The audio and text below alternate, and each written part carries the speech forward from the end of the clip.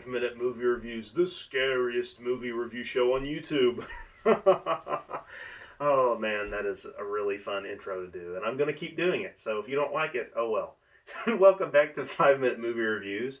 Of course, during the month of October, we're going to be talking about some classic horror movies, and today, we're going to be talking about the 1973 horror classic, The Texas Chainsaw Massacre, directed by Tobe Hooper on a budget of $140,000, which is absolutely insane to me, and he is an amazing filmmaker, Tobe Hooper is. And I'll be honest with you guys, the first time I saw this movie, wasn't a big fan. I just thought it was kind of dumb.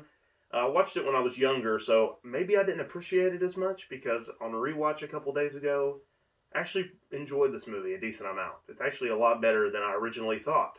A lot of that has to do with Tobe Hooper's amazing direction. The camera work in this movie is fantastic. It's funny, this movie almost resembles, in many ways, like an art film, and a very scholarly type film when you don't overlook the cannibalistic family killing people and stuff, as far as the craft of this movie goes. It's actually really well done, and if you want to go for tension-filled, just movies that make you feel dread and just disgust, then this is the movie to watch, I'm telling you, because all that is done very well.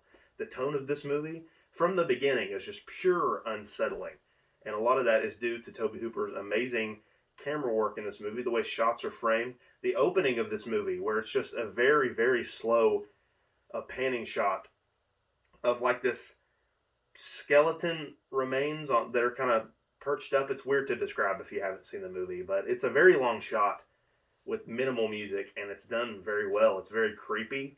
The atmosphere in this movie is absolutely fantastic, and I think the low budget has a little bit to do with that as well. This movie looks very grainy and dirty, and it gives a quality to the movie that makes it feel very dirty and very unsettling. I'm telling you, if you guys want to be grossed out and disturbed, this is the movie to watch. And it does all of that without much gore. That's another thing about this movie, is you think from the name Texas Chainsaw Massacre that people are just getting their limbs sawed off left and right, and that's not the case at all. In fact, fun fact about this movie, Tobe Hooper wanted this to be PG, and he tried his best to do it, made multiple cuts of the movie, and no matter what he did, they slapped an R rating on it, which, let's be honest, this is a pretty R-rated movie just from the subject matter alone.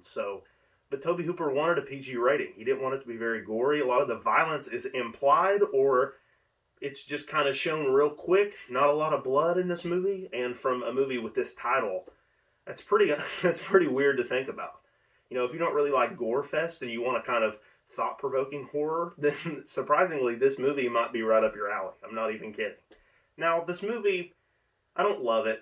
You know, I think overall it's okay, and a lot of that has to do with the characters in this movie suck.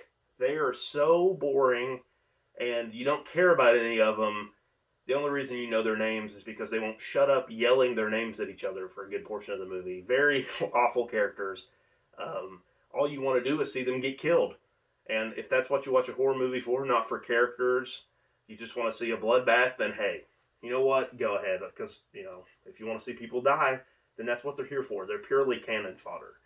The main final girl, Sally Hardesty, is kind of noted as the first horror film final girl of all time.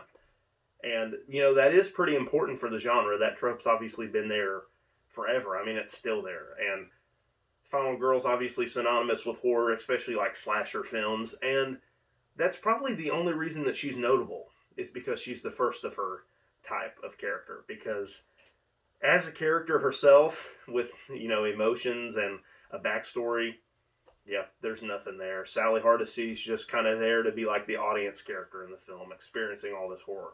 She, as a character, has nothing to her. Also, the acting in this movie, it's not too great. Most of the cannibalistic family are really, really good.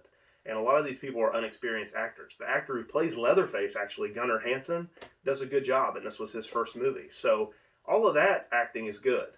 Again, the acting from the main group of characters who are terrorized throughout the movie, not very good.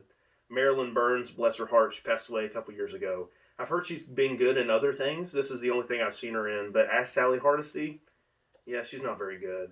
Also, Franklin, her brother, who's in a wheelchair throughout the movie, is the most unsufferable character of all time. And He's just so whiny and annoying and unlikable. And it's kind of sad to say, but when he was getting killed by Leatherface, didn't bother me any. I know that's kind of mean to say, but you have to watch this movie to understand how annoying he is. But I'm telling you guys, aside from the characters and lackluster acting and an obviously low budget, this movie is actually pretty good. If you want to watch a movie that isn't your typical gore fest, is kind of weird, and it, is an exercise in unsettling horror, then go ahead. You probably really like this movie, and I really appreciate it for a lot of reasons. But still not a huge fan. It's pretty good. I'm going to be giving the Texas Chainsaw Massacre a 5 out of 10. So, guys, thank you very much for watching. Be on the lookout for horror reviews very soon coming out. I'm not going to tell you what it's for. That's going to be a surprise. So, thank you all for watching. I'll see you all later. Bye.